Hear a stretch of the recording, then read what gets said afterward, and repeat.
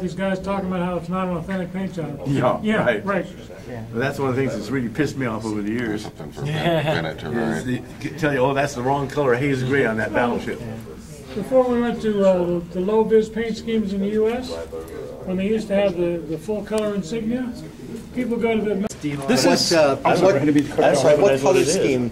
That is the 71... It's the black, green, dark green, and 65 on the bottom. 65. Okay. What kind of a motorcycle is it? Okay. Yeah. This is a British WelBike. It's actually a design that was made in the town of Wellman, in England, or Wellman, I forget. But they were the research center there during the war for creating a lot of vehicles and a lot of modifications to existing vehicles. This was at the time the world's smallest motorcycle. It's not considered a moped, it's considered a motorcycle, using a two-stroke engine.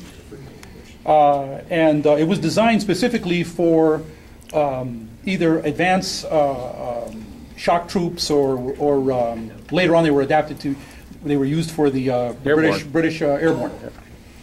Several of them were used at Arnhem in '44. Some were used in North Africa.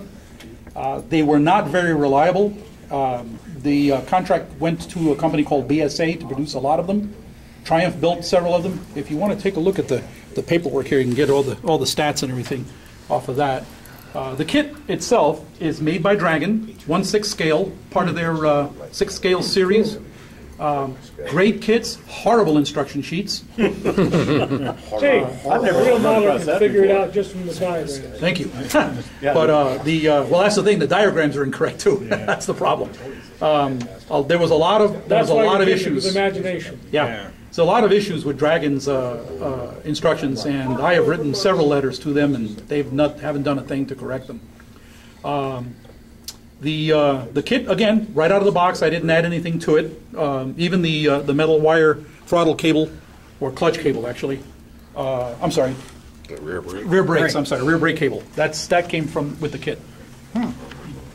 The kit is also designed to have multiple areas move, like you can actually fold it for storage. Oh yeah. To take it aboard in the paperwork there, it talks about a canister that was designed so they can drop it out of the airplane.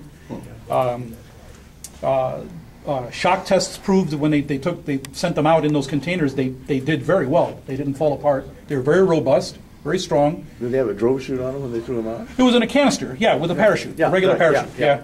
And the canister was actually they used a first generation style of foam with a shaping thing. They pour it into the container liquid, put the bike in, and then when it dries, it's pretty much custom made. And that's what they used to toss them out of the airplanes. The paint job is actually a British adaptation of the American OD green. It's not 34067, but it's called Hunter Green, and it's the closest shade I was able to find to a number that they gave in the diagram for the model that no longer exists. It's a Model Masters number that I've never heard of. It was a 12 series number for a green that I just could not find. Well, that's their little square bottles. Oh, is that what it is? Yeah. Oh, okay. Oh, darn it, because I do have that green in that small bottle. Mix them. Mix your own. Yeah. Well, Yeah, if you had something with that color on it, you could match it by making your own. The kit went together very well. No problems there. The hardest part, like I said, was following the instruction sheets. They give you the wrong numbers for the wrong parts in the diagram. Where to place them on the model is in the wrong location. It was really, really bad. And I found that a lot of their 1/6 scale stuff is, well, actually, a lot of their kits are like that. I gave up building their 350th scale battleship Scharnhorst because the instruction sheets were just pitiful. I mean, they were just terrible. I wound up just getting frustrated, and I sold the kit at a model show. But anyway, that's pretty much it. The kit does not come with the bike itself doesn't actually come with a kickstand. It's actually made to lay down on this side. And that's pretty much the way they did it. Yeah. Leak when you lay it down. Yeah.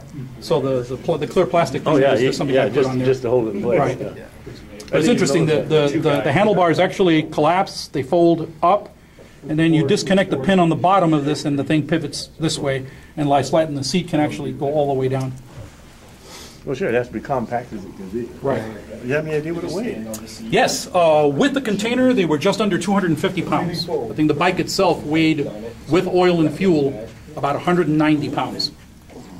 It could go about 170 miles on a tank of gas. It says 71 pounds there, dry. 71 pounds dry. The bike? Yeah, Really? right there, dry. Jeez. Oh, hold on. Pounds or kilos? This is pounds. Let's see what this one says.